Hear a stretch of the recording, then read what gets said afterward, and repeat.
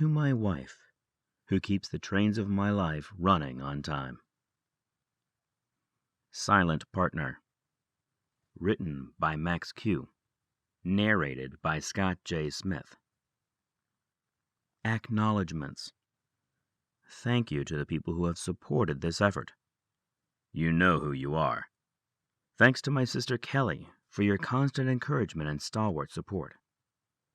You've helped to bring this entire effort into being.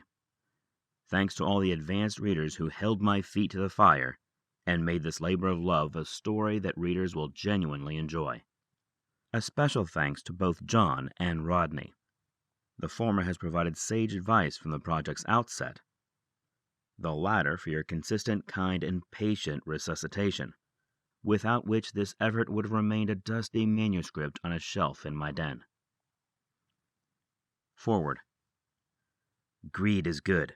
So proclaims the fictional character Gordon Gekko, played by Michael Douglas in the 1987 movie Wall Street. Classical economic theory would agree with Mr. Gekko, though the word greed would likely be softened a bit to maximizing one's personal utility. After all, greed is one of the 7 deadly sins. Silent Partner is a cautionary tale. It's not about cocaine or heroin or aviation or organized crime. Although these all play a prominent role, it's really a story of greed run amok.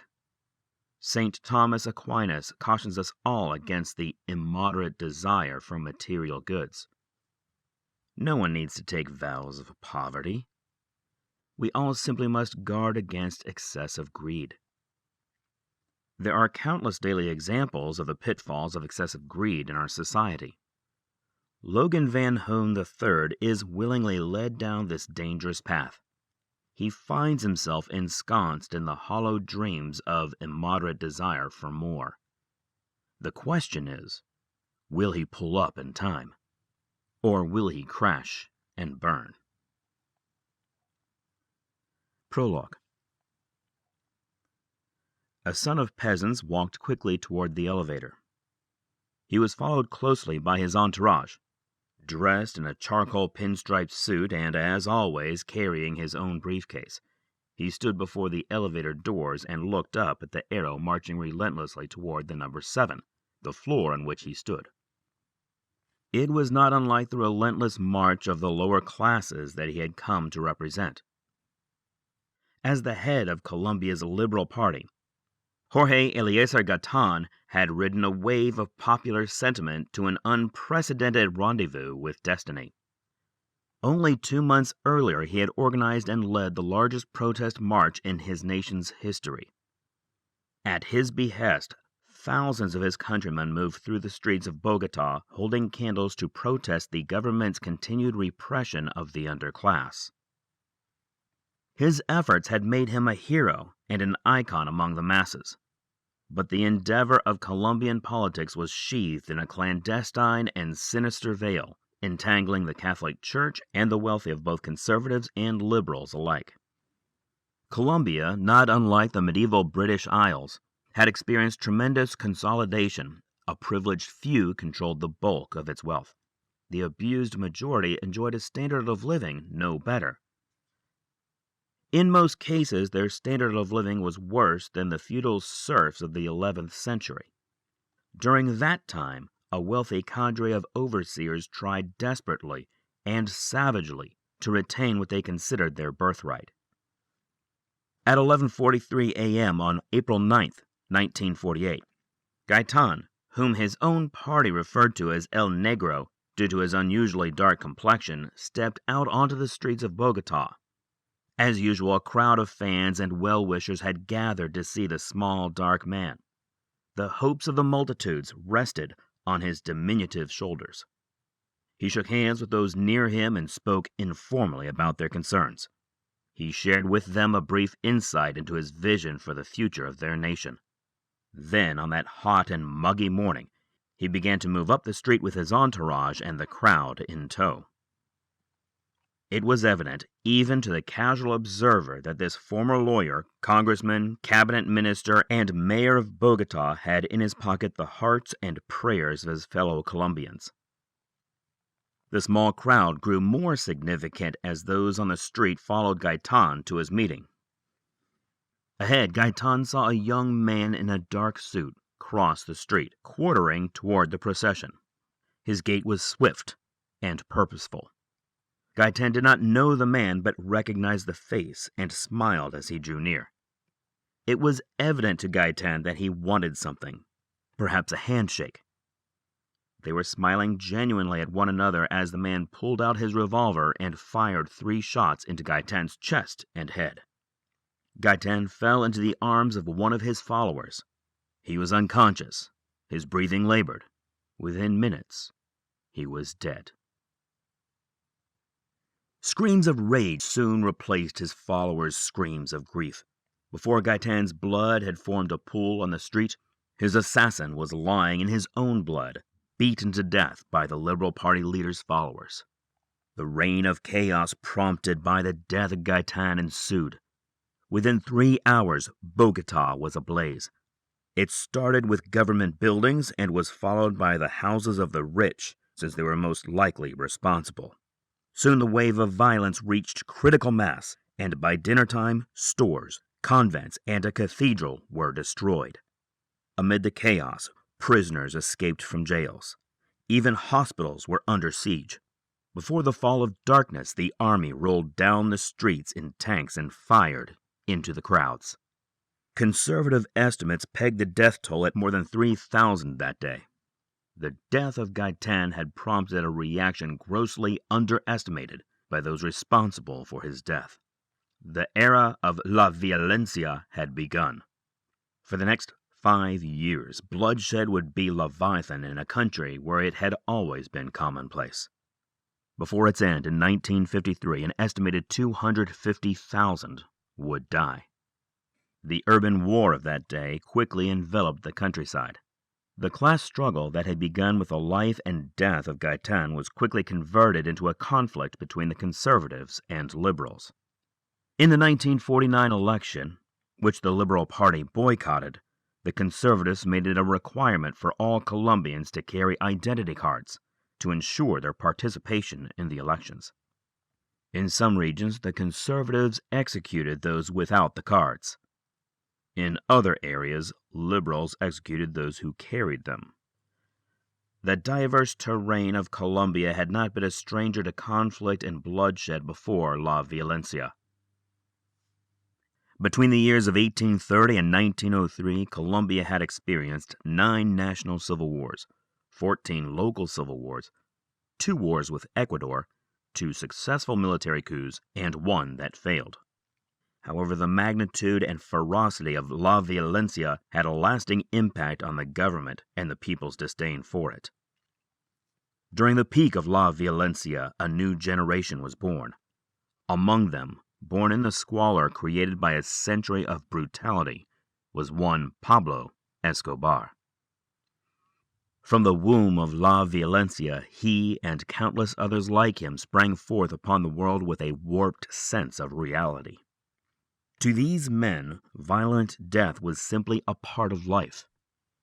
The law was merely a tool used by those with power to control those without it. The year was 1949.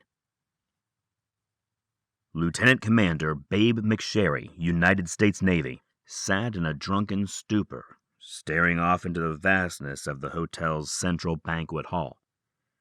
He was as if he were listening to the ensuing conversation through some endless conduit, and as such found its root impossible to grasp.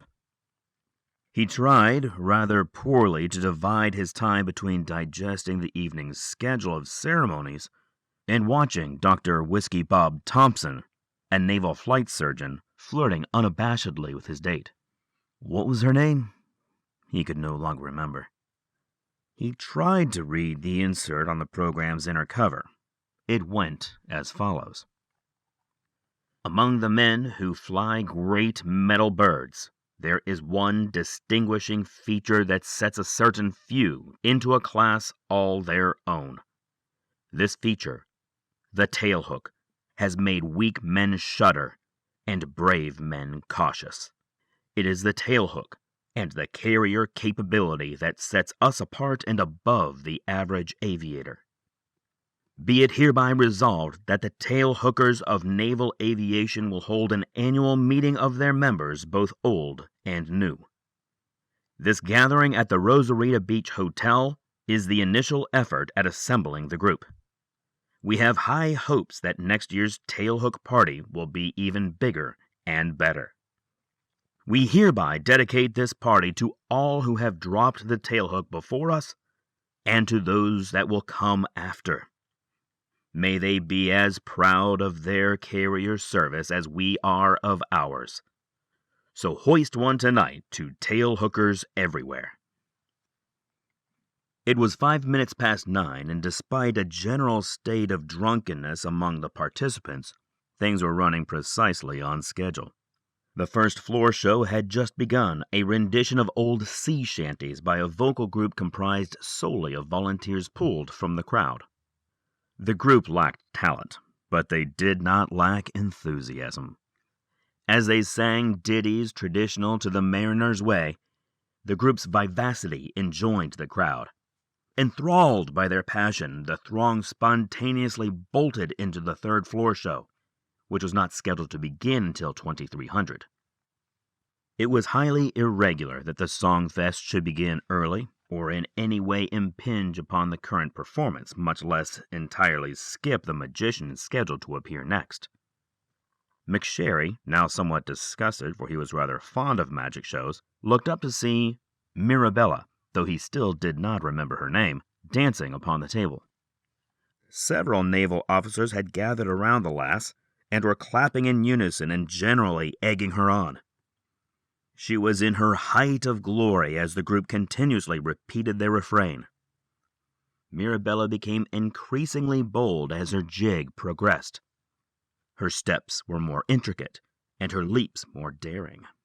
She was now working her way up and down the cluttered banquet table, her red dress and long black hair twirling as she did so. She was a beautiful sight to behold.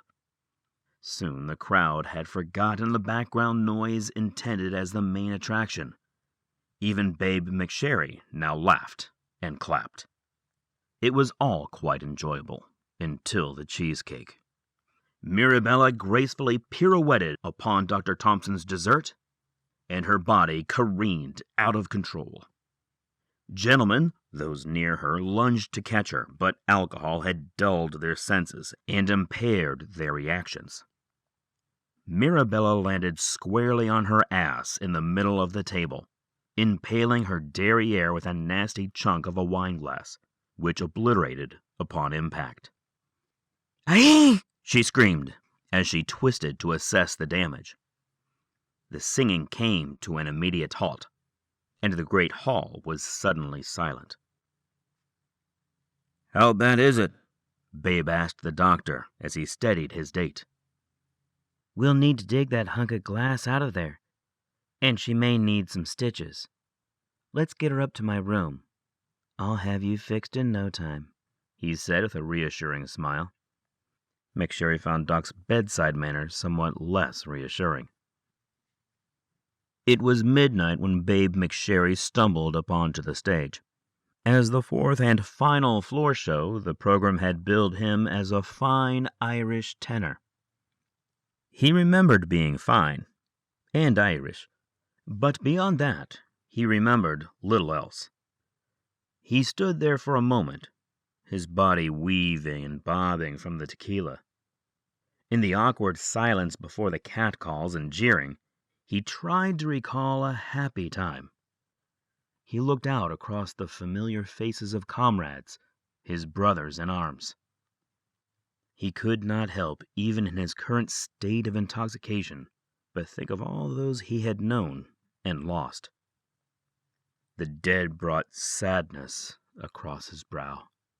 Babe McSherry was now in the proper mental state for an Irish ballad.